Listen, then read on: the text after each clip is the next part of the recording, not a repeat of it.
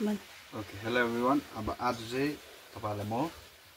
यो सुँगुरको मासु चाहिँ कसरी सिला पारेर सुकाउनु है जस्तो तपाईहरुले अब सुकाएको सुँगुर मासु देख्नु भएको होला हैन मजाले कालो कालो परेको हो त्यस्तै हुन्छ यो चाहिँ तर यसलाई कस्तो प्रकारले सुकाउनु नभए बिग्रिन्छ त्यसले गर्दा आज हेर्नुस् यहाँ अब जस्तै यहाँ मैले किमा गरेको छु बोसो चाहिँ यसरी किमा के पो सिला पारेको छु यसरी सिला पार्छु बोसो चाहिँ यस्तो हुन्छ है बीचमा यस्तो हुन्छ त्यसलाई चाहिँ काटेर यसरी दुई फाल्दा यसो गर्नुपर्छ अनि फलमासु चाहिँ तपाईहरुले ठुलो राख्नु हुँदैन यस्तो मसिनो पार्नुपर्छ लामो लामो हो अनि त्यहाँदेखि हर्दी र नुन लगाएको छ हामीले हर्दी र नुन अब आउँछ यो के अरे सोया सस छैन भने नलाउँदा पनि भयो लाउँदा पनि भयो यहाँ हामी सोया सस लाउँदैछौँ लगायो त्यहाँदेखि यो पछि चाहिँ हामी लाउनेछौँ खानेको तेल खाने तेल यो चाहिँ इम्पोर्टेन्ट चिज हो नुन हर्दी र खाने तेल मात्रै लाउँदा पनि हुन्छ यो खाने तेल चाहिँ लाउनै पर्छ अलिकति किन भन्दा तपाईहरुले भन्नुहुन्छ होला चुलामा बसाउँदा चाहिँ बोसो बिलिन्छ भनेर यो खाने तेलले चाहिँ बोसो बिलाउँदैन त्यसैले गर्दा तपाईहरुको बोसो जस्तोको त्यस्तै रहन्छ र मजाले मिक्स गर्नुपर्छ यसरी है अलिअलि गनाउँदै गरेको छ भने पनि हुन्छ अब यो चुलामा बसाउँदा चाहिँ यसको गन्ध हट्छ र बोसो पनि केही हुँदैन खाने तेलले चाहिँ यसरी मजाले मिक्स गरेपछि त्यहाँदेखि चाहिँ हामी यसलाई भारमा राख्नेछौँ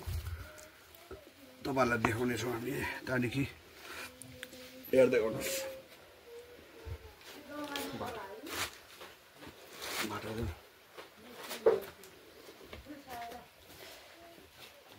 Bata.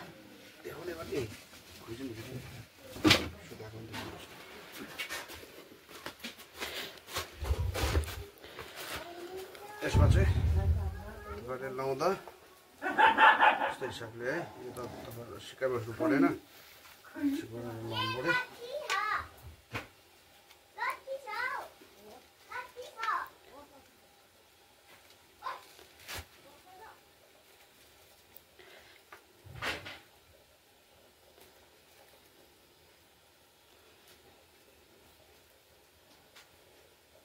अलिक फरक फरकमा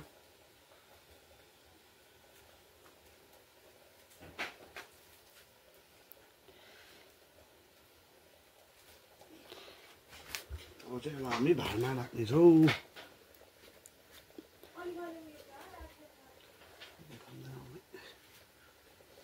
There's oranges.